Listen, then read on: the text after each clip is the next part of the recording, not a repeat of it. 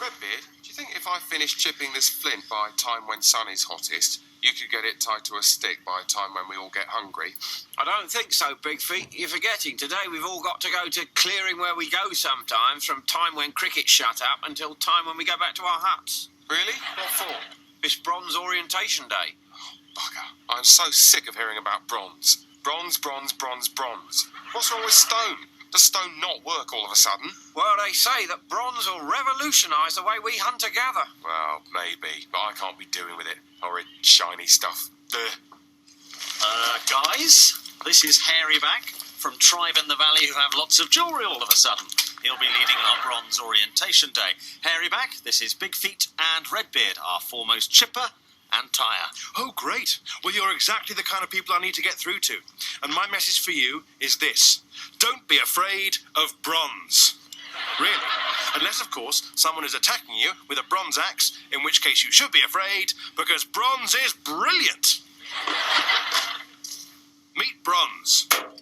Bronze is your friend. Bronze is user-friendly, multi-purpose, exciting, zeitgeisty, and most importantly of all, it's slightly shiny.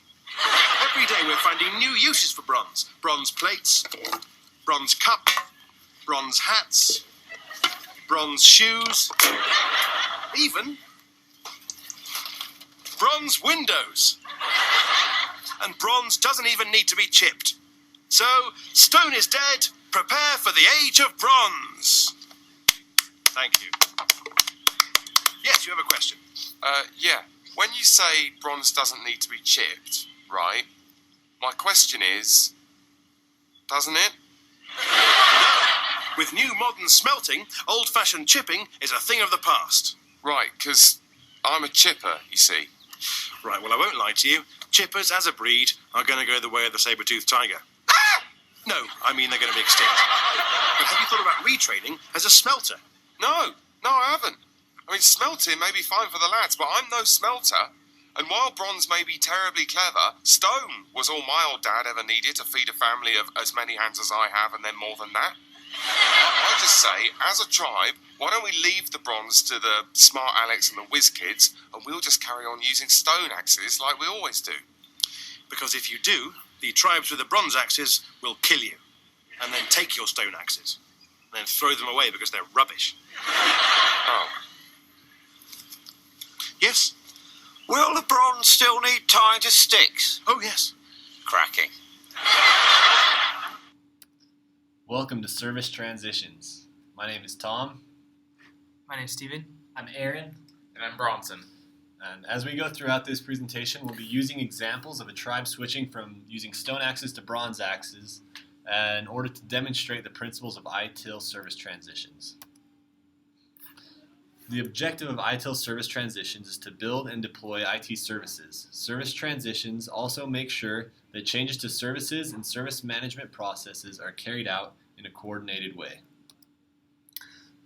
The three main processes for service transitions are change management, service asset and configuration management, and knowledge management. As we learned from our bronze story, change is inevitable, especially in IT fields. The following steps shown in the diagram above are ITIL standard for how change should be handled by IT organization. The first step at the top is creating a request for change. To create a request for change, you need to be aware of who the various stakeholders are and present the information in a way that will be valuable to each of them. You would present your ideas differently to a CEO versus employees. During this process and throughout the change, you will encounter people like the chipper in our bronze story who resist change at every angle. Make sure you point out the value that the change will bring or the problems that will arise if the change is not implemented. No matter who receives your case for change, make sure you are brief, well-articulated, well-documented, and factual. Make sure your case for change is urgent and be creative. Part of this first process is reviewing and assessing the request for change. If you are not the person to, sometimes you'll be like the chipper in our story, where somebody is bringing their request for change to you, If someone comes to you with a request for change, you should evaluate it based on practicality and priority. Make sure to give good feedback to the person who sent the request. The second step is planning the change. Once the approval is given for a given change request, a plan then needs to be created that outlines how long the change will take to make, what resources need to be obtained to make the change, and a timeline to implement the change once it's ready. The third step, test the change. Depending on the type of change, tests may need to be run beforehand. Software changes, for example, will need to be debugged before the change is implemented. This testing phase allows you to work out any problems that the change might have caused. The fourth step, implementing changes. I know that it's easier said than done, but it needs to be done. Be patient with those adopting the change, but be forceful so that the change is adopted. Review change performance. One of the most important parts of change management process is the review stage. As an IT professional, you want to understand whether your change procedures are working as expected. You should review records to see if the change was successful. Review the results. Is the change yielding the results promised? This review step will be essential for an implementation of future changes.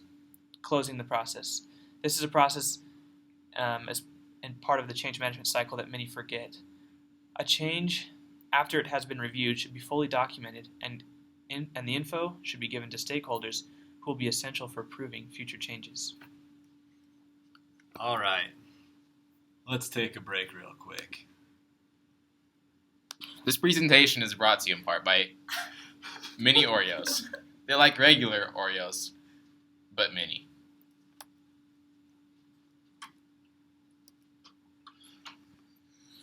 All right, now on to Service Asset and Configuration Management, otherwise known as SACM. Service Asset and Configuration Management is the process of identifying, controlling, reporting, auditing, and verifying different parts of the system, whether that be hardware, software, or the configurations that all of that's jumbled together. This information is controlled and viewed through a configuration management package. Why is this important? With increasingly complex systems, corporations must keep tabs on everything for legal and financial reasons.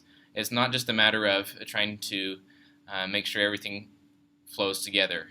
It's for other reasons as well.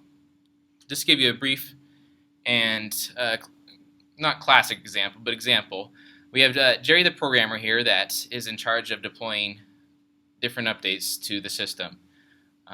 He decides to deploy a messaging update, but it turns out it was a corrupt file that he doesn't know where it came from. And as a result, everyone in the corporation is receiving Nigerian princes' revenge messages in their inboxes. So how does SACM come into play here?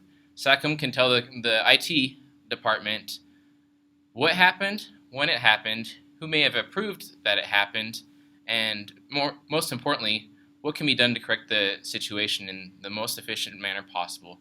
So SACM keeps track of all this information and really provides control for all transitions of services that happen within the system.